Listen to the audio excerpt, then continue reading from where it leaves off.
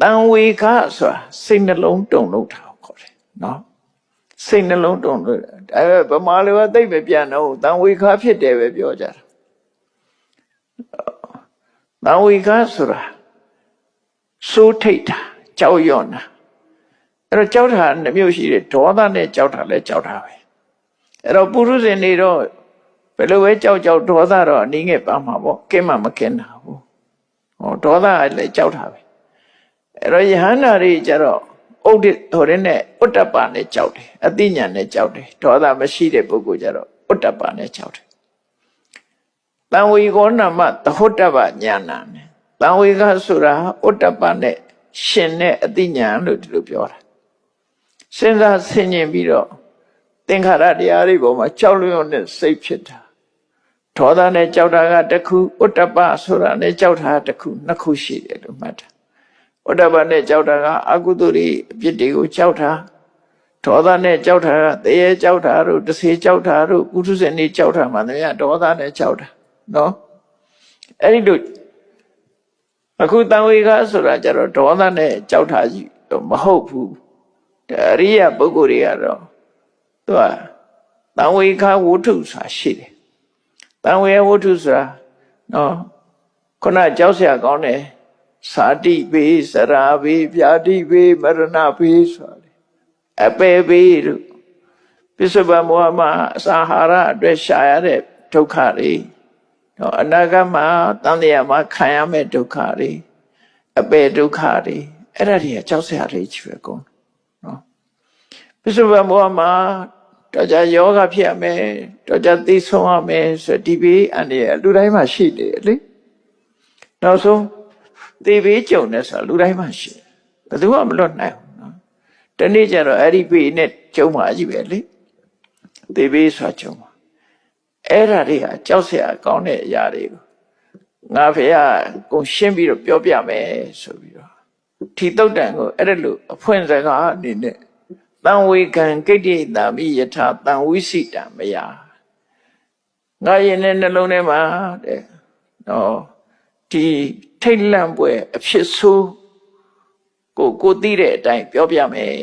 ကြောက်စရာကောင်းတဲ့အဖြစ်ဆိုးတွေပေါ့နော်ကြောက်စရာကောင်းတဲ့အဖြစ်ဆိုးတွေကိုပြောပြမယ်ဆိုပြီးတော့မြတ်စွာဘုရားစာပြီးတရားဟောတယ်ဖန္ဒမန္နံပစံဒိဋ္ဌောမစ္စေအပောရကေယထာ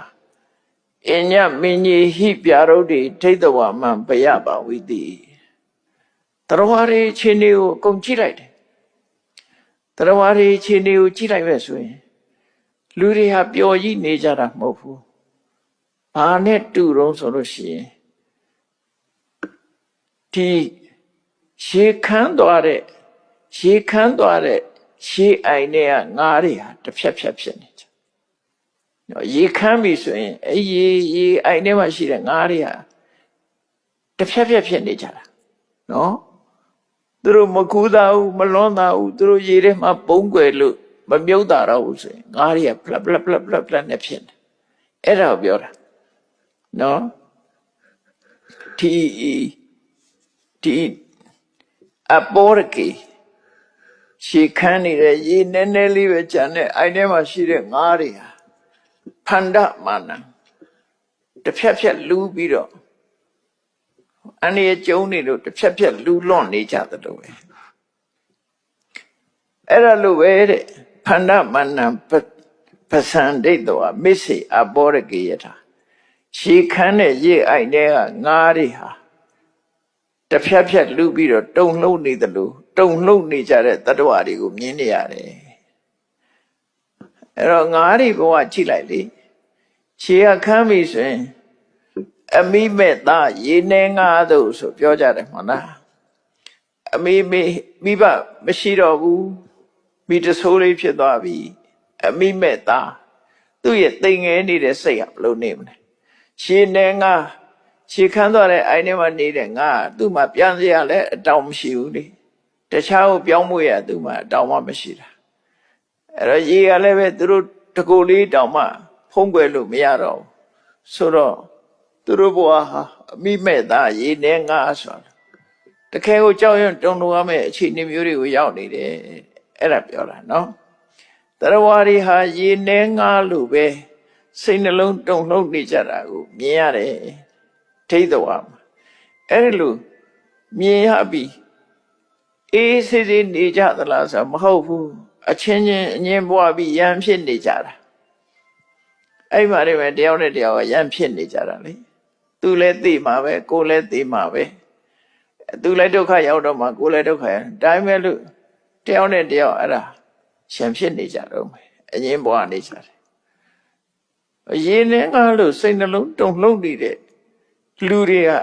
အေးချမ်းချမ်းညီညွတ်ညွတ်မနေနိုင်ပဲနဲ့အချင်းချင်းရန်ဖြစ်ပြီးတော့နေတာကိုမြင်တဲ့အခါကျတော့တော်တော်ကြောက်เสียကောင်းတဲ့အနေထားပါလားလို့ဆိုတာကိုငါတွေးမိတယ်လို့မြတ်စွာဘုရား